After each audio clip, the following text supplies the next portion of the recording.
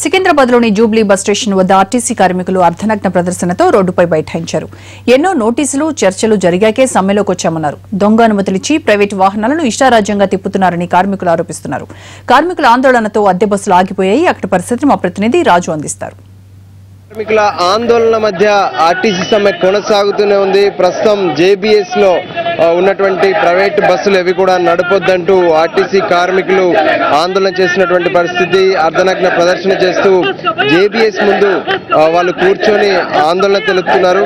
ఒకవైపు ఇక్కడ నుంచి వెళ్లాల్సినటువంటి బస్సులన్నీ కూడా ఆగిపోయాయి. మిగతా ఏవైతే అద్దె బస్సులు కొన్ని నడుస్తున్నప్పటికీ కూడా వాటిని తిరగనివ్వమంటూ రోడ్డుపై వీళ్ళు బైఠాయించారు ఆర్టీసీ కార్మికులు. వాస్తవానికి వీళ్ళ డిమాండ్స్ ఏంటి, వీటికి సంబంధించినటువంటి డిమాండ్లు అడిగి తెలుసుకుందాం. చెప్పండి, ఎందుకోసం ఏంటి, ఎంత మీరు 6 రోజులుగా సమ్మె చేస్తున్నారు, ఏంటి, ఏమంటున్నారు? మేము శ్రమజీవులం, కార్మికులము. మా హక్కుల గురించి రాష్ట్ర ప్రభుత్వ జీతభత్యాలు ఏవైతే ఉన్నాయో 1 సంవత్సరం క్రితం వాళ్ళ పే ఫిక్సేషన్ డేట్ అయిపోయింది. మాది 25 నెలలు అయింది. అంటే వాళ్ళకంటే ముందు మా ఫిక్సేషన్ టైం అయిపోయింది. 25 నెలలు కూడా ప్రభుత్వం మమ్మల్ని కరుణించి మాకు న్యాయం చేస్తుందని అనుకున్నాం. అయినా సరే 16 సార్లు చర్చలు జరిగినాయి, 2 సార్లు స్ట్రైక్ నోటీస్ ఇచ్చినాం. ప్రజలకు ఇబ్బంది కల్పించాలనే ఉద్దేశం మాకు లేదు.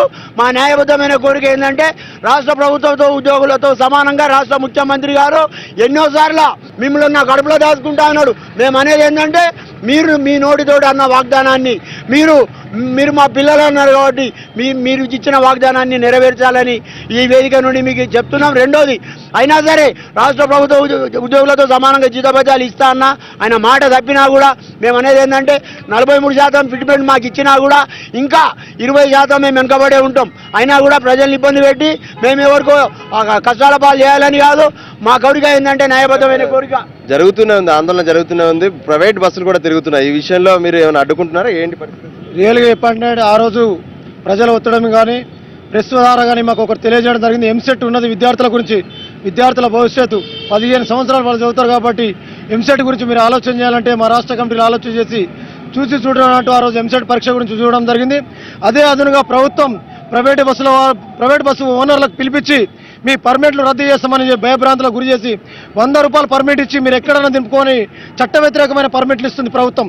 కార్మిక నాయకులతో చర్చలు చేస్తామని ఒక విధంగా చెప్తూ ఒక విధంగా చట్టానికి వ్యతిరేకంగా 100 రూపాయలు ఇచ్చి వాళ్ళకు ప్రైవేట్ వాళ్ళకు ఒక సర్టిఫికేట్ ఇచ్చేస్తారు, మీరు ఎక్కడైనా దొరకపోని. ఆ విధంగానే జరగడం శోచనీయం అనిపిస్తుంది. ఆర్టీసీ ఉద్యోగులు ఒకవైపు ఇక్కడ ఆందోళన చేస్తుంటే మిగతా ప్రయాణికులంతా కూడా ఇక్కడ నుంచి సిద్దిపేట కావచ్చు, కరీంనగర్ కావచ్చు, ఇటు ప్రాంతాలకు వెళ్లేందుకు వాళ్ళు పెద్ద ఎత్తున వేచి చూస్తున్నటువంటి పరిస్థితి. వాళ్ళని కూడా అడిగి తెలుసుకుందాం. చెప్పమ్మా, ఎక్కడికి వెళ్ళాలి? కార్ఖానకి వెళ్ళాలి సార్. బస్సులు నడుస్తలేవు, చాలా రోజులు అవుతున్నది. ఎట్లా అక్కడికి ఎట్లా వెళ్తారు మీరు? ఆటోలో వెళ్ళాలా? డైలీ ఆటోలో వెళ్తున్నాము. ఆటో 10 రూపాయలు తీసుకుంటున్నారు. టైం అయిపోతున్నది మాకు.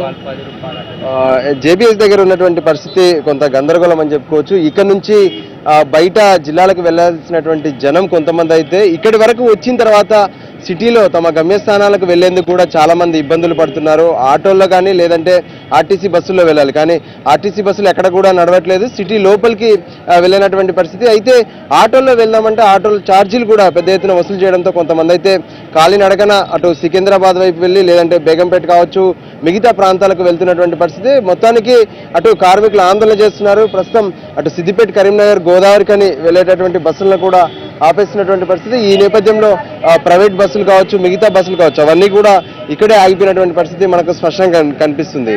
కెమెరా పర్సన్ విశ్వపాల్తో రాజు, ఎన్టీవీ.